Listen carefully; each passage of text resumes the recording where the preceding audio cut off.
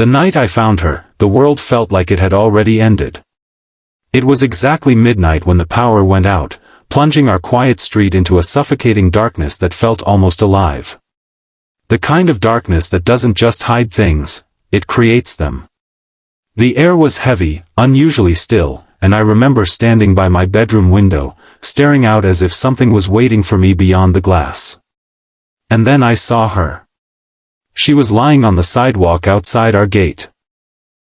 At first, I thought she was a shadow. Or maybe a trick of my tired mind. But then she moved, just slightly, and my heart dropped into my stomach. It was my mom's neighbor. The woman we barely knew. The one everyone whispered about but no one really helped. If you believe that kindness, even in the smallest moments, can change someone's life forever, take a second to like, comment, share, and subscribe to the Kindness Chronicles. You never know whose story might change because of it. I didn't tell my mom immediately. I don't know why. Maybe it was instinct, or maybe it was the strange pull I felt toward that moment, like it was meant only for me. I grabbed a flashlight and stepped outside, the cold pavement sending a chill through my bare feet.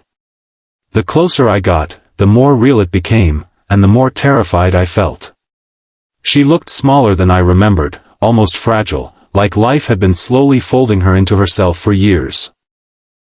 Her clothes were worn, her hair tangled, and her breathing shallow. But her eyes were open, wide, and searching, as if she had been waiting. That I knelt beside her, unsure of what to do, my hands trembling. I had seen her countless times before, always from a distance. She was the quiet one in the neighborhood, the one who rarely spoke, who kept her curtains drawn, who seemed to exist on the edges of everyone else's lives. People said she was difficult. Strange. Some even said she was dangerous in a way they couldn't explain, but in that moment, she didn't look dangerous. She looked lost. I whispered to her, asking if she could hear me, if she needed help. Her lips parted, but no sound came out at first. Then, with what seemed like the last of her strength, she reached for my wrist. Her grip was weak, but it felt urgent, like she was holding on to something much bigger than me. And then she whispered something that didn't make sense, at least not at the time. She said that I had to listen carefully, that not everything I believed about my life was true. Her voice was faint, almost dissolving into the night, but the words hit me like a storm. She told me that my mother had been protecting me from something, or someone. That there was a truth buried so deep in our past that even speaking it out loud had consequences. I remember pulling back slightly, confused and scared. It felt like the ground beneath me had shifted. I wanted to call for my mom, to bring her into this moment and make sense of it all, but something held me back.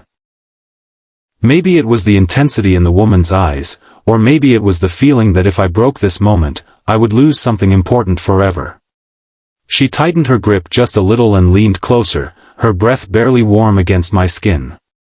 She told me that she had made a terrible mistake years ago, one that she had spent her entire life trying to fix. And that somehow, I was part of it. My heart began to race. I didn't understand how that could be possible. I had lived a normal life. Or at least I thought I had. School, friends, family, nothing extraordinary.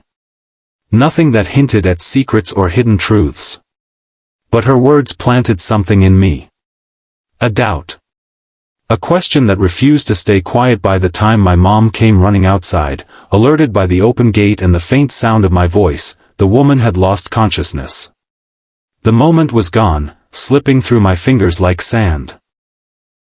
My mom called for help, her voice sharp with panic, and everything became a blur of flashing lights and hurried movement. But even as they carried her away, I couldn't shake what she had said. That night changed everything. In the days that followed, I tried to push it out of my mind.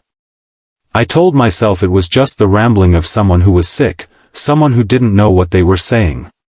But the words stayed. They echoed in quiet moments, in the spaces between conversations, in the silence of my room late at night. I started noticing things I had never paid attention to before. The way my mom would pause before answering certain questions. The way she avoided talking about the past, especially anything from before I was born. The way her eyes would sometimes linger on me, not with warmth, but with something heavier, something like fear. It wasn't long before I couldn't ignore it anymore. One evening, I finally asked her. At first, she brushed it off, just like I expected. She said the neighbor had always been unstable, that I shouldn't take anything she said seriously.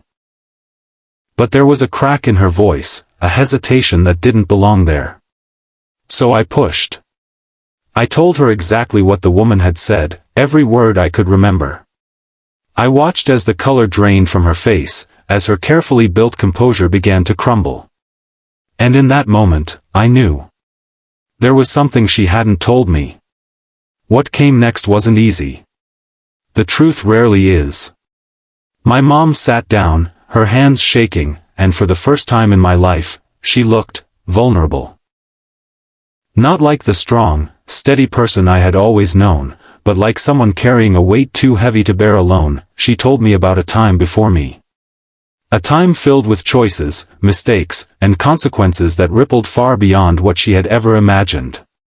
She told me about the neighbor, not just as the quiet woman next door, but as someone who had once been deeply connected to our lives. Someone who had saved us. Years ago, before I was born, there had been an accident. A moment of chaos that could have taken everything away. My mom had been there, and so had the neighbor. And in that moment, the neighbor had made a choice that changed everything. She had taken the blame for something my mom had done. It wasn't just a small mistake. It was the kind of thing that could have destroyed a life.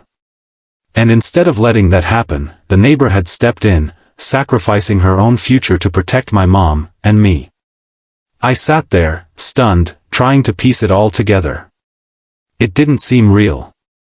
It didn't match the image I had of either of them. The quiet, distant neighbor. The strong, dependable mother. But the truth has a way of reshaping everything.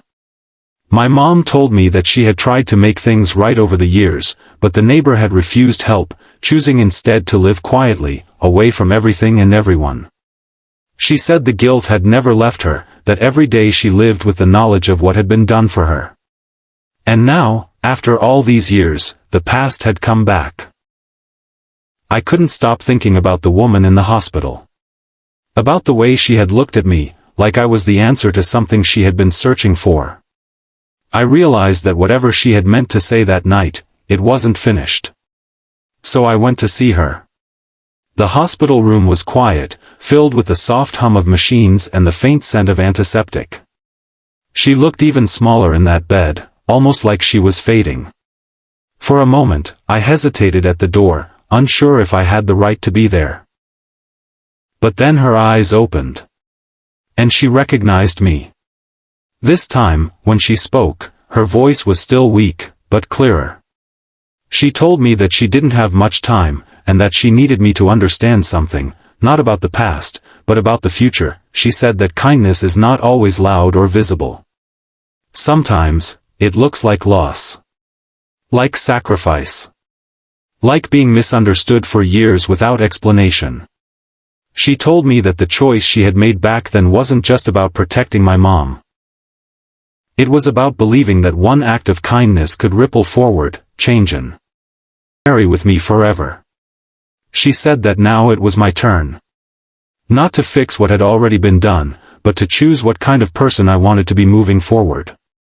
To decide whether I would let the past define me, or whether I would use it as a reason to be better, to do better, to give others the kind of grace she had given us. She passed away a few days later. But she didn't leave empty-handed. She left behind a story. A lesson. A quiet, powerful reminder that the smallest acts of kindness can echo across years, across lives, across generations. I see things differently now. I notice the people on the edges, the ones who are easy to ignore. I understand that everyone carries something we can't see. And I know that sometimes, the most important moments come when we least expect them, at midnight, in the dark, when the world feels like it's standing still. If this story touched your heart even a little, don't just scroll away.